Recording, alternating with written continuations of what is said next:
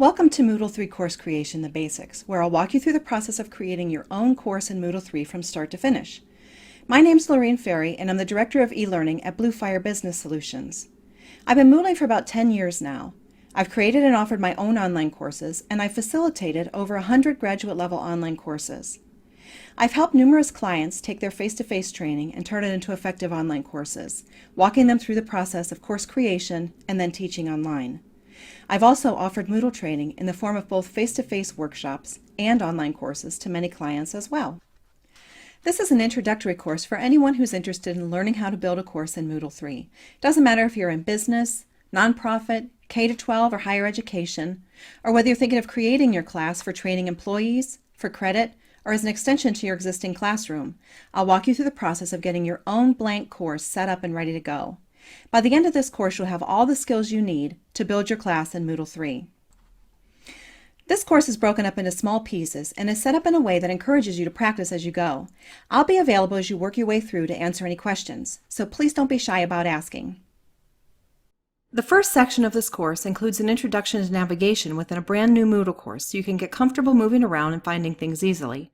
If you don't have your own Moodle course to practice in, don't panic. There are several free options available to allow you to practice.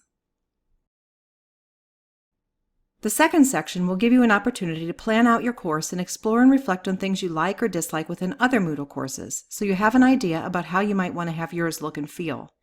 This section of the course is optional if you're simply here to play with the tools, but can be quite helpful if you're at the beginning stages of planning out your training or online classroom.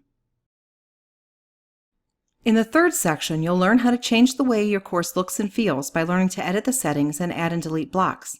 We'll explore the section summary as a tool to welcome students or introduce content, and I'll show you how to switch to student view to see things how your participants will see them.